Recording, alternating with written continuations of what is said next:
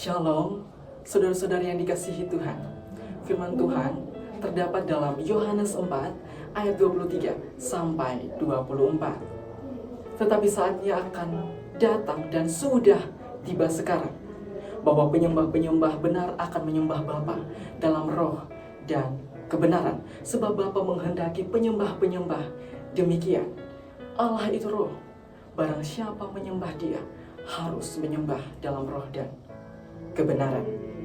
Saudara-saudari yang dikasihi Tuhan, saya mengajak kita untuk melihat dua benda yang ada di masa lalu, yang mungkin masih ada sampai sekarang.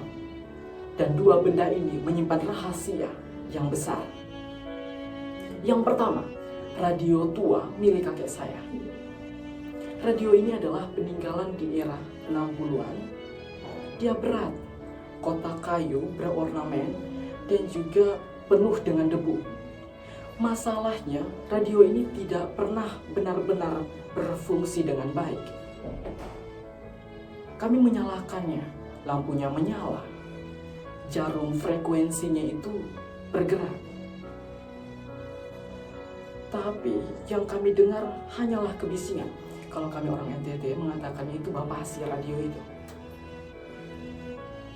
Suara penyiar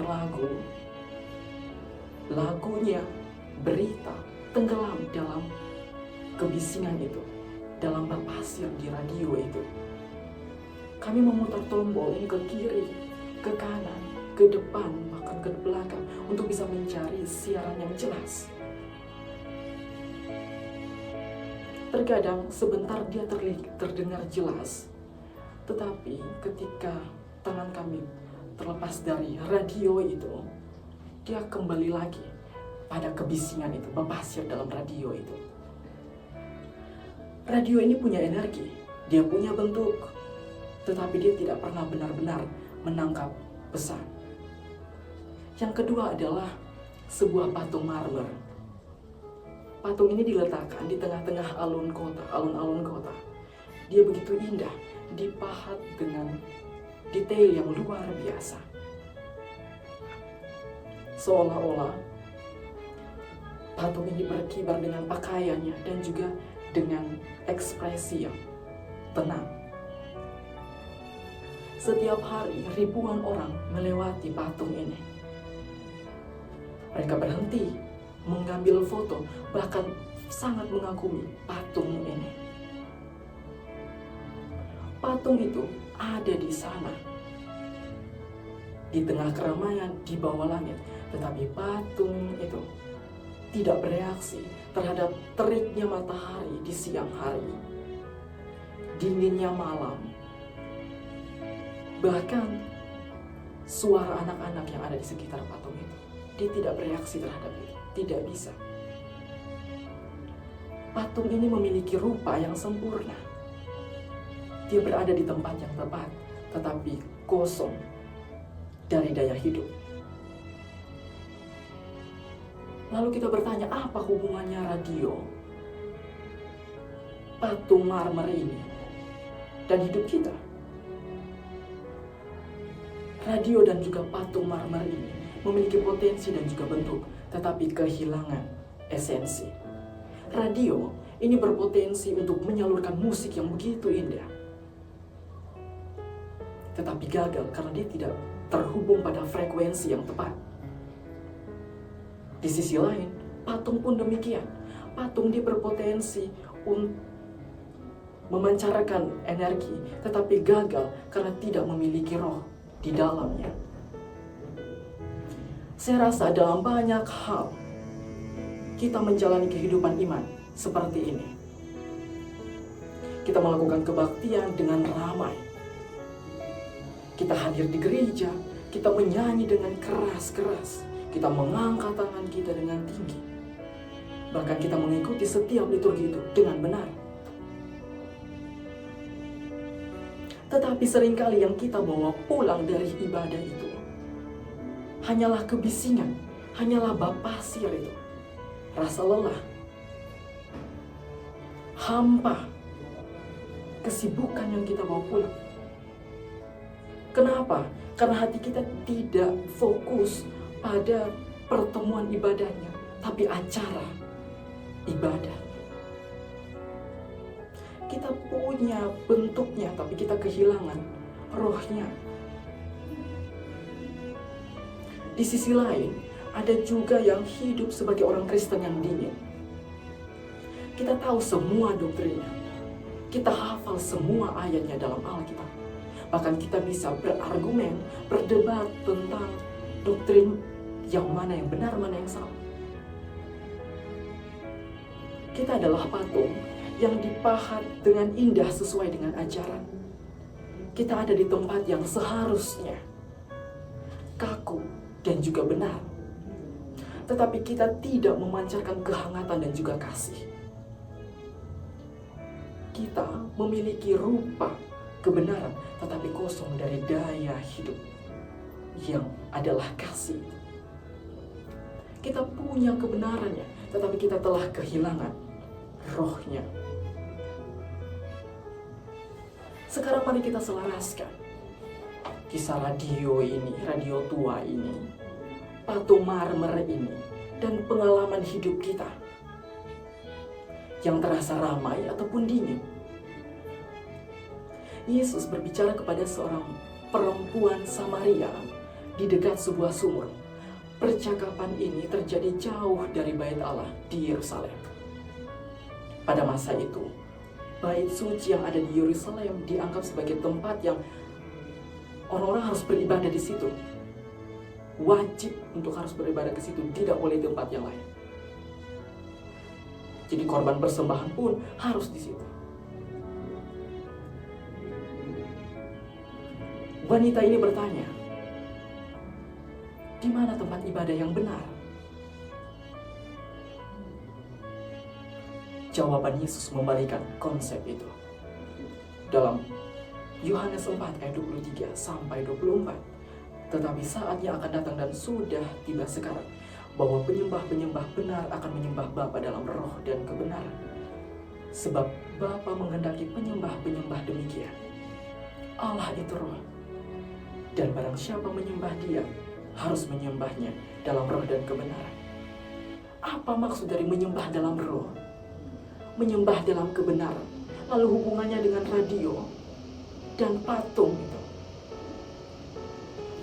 Menyembah dalam roh dapat kita ibaratkan seperti radio yang terhubung sempurna, tersambung, sehingga ini menuntut ibadah yang tulus, ibadah yang otentik, dan juga ibadah yang hidup. Bukan hanya sekedar rutinitas, melainkan penyaluran roh kita yang terdalam kepada roh Allah. Kita terlalu sibuk untuk mementingkan, yang penting saya ke gereja, saya ke tempat ibadah, orang-orang melihat saya, atau saya ingin menunjukkan harta saya bagi orang-orang untuk bisa melihat saya.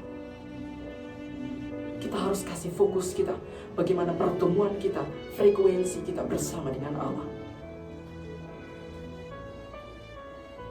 Ibadah semacam ini, yang tulus, otentik, dan juga hidup, dapat mengatasi segala kebisingan yang bapasir itu. Karena kita telah menyetel frekuensi batin kita secara langsung kepada hadirat Tuhan yang hidup itu.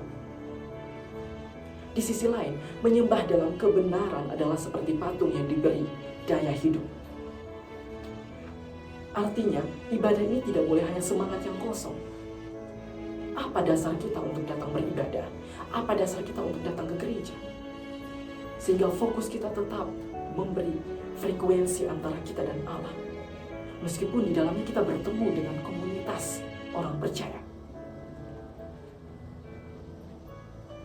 Kita harus mendasarkannya pada firman Allah dalam tindakan Yesus yang Dia ajarkan dalam masa kehidupannya, dalam pelayanannya. Kita harus memiliki bentuk yang benar, yang diwujudkan melalui tindakan, ketaatan, keadilan, dan kasih. Kebenaran firman inilah yang mencegah kita menjadi patung yang dingin.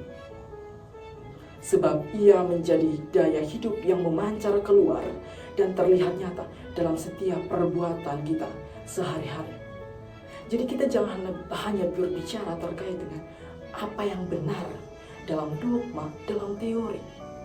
Jangan hanya ortodoksi saja, tetapi mari kita fokuskan lagi pada tindakan, ortopraksisnya apa. Sehingga apa yang kita katakan ini, yang benar ini teori dogmanya, bisa terrealisasi dalam tindakan kita. Lalu dalam tindakan kita muncullah penyembahan dan ibadah yang benar. Itulah ortolatri. Sehingga dari ortodoksi ini menjadi ortopraksis yang di dalamnya menghadirkan persembahan yang benar dalam sebuah ibadah. Itulah ortolatri. Saudara-saudara yang dikasihi Tuhan, Allah Bapa menghendaki penyembah-penyembah yang demikian. Dia tidak mencari tempat yang indah. Dia tidak mencari pertunjukan ibadah yang meriah. Dia mencari perpaduan. Apa itu? Hati yang menyala dalam roh yang dipandu oleh ajaran yang benar, yaitu kebenaran firman Tuhan. Tantangan kita hari ini adalah, apakah kita masih menjadi radio tua yang bising, yang bapasir itu? Ataukah kita masih menjadi patung marmer yang dingin? Mari kita tinggalkan segala keramaian yang sia-sia dan ritual yang kaku itu. Kita mencari frekuensi sejati dalam ibadah yang tulus, otentik, dan juga hidup. Menjadikan firman Allah sebagai dasar kebenaran dan semangat beribadah. Ibadah kita punya dasar yang kuat. Tidak hanya datang untuk melihat bahwa saya ingin menunjukkan harta saya bagi orang-orang. Bukan juga untuk menyatakan kalau yang penting saya hadir, mereka tahu kalau saya ikut ibadah. Dan kita tidak boleh menyingkirkan frekuensi kita kepada Allah. Fokus kita beribadah kepada Allah. Terkadang kita hanya menganggap karena rutinitas menjadi hal yang membuat kita stuck dalam pertumbuhan iman. Fokus kita sudah tidak lagi pada penyembahan yang benar kepada Allah, tetapi fokus kita telah beralih pada rutinitas dan pertemuan komunitas. Sehingga perlu kita sadar dalam diri kita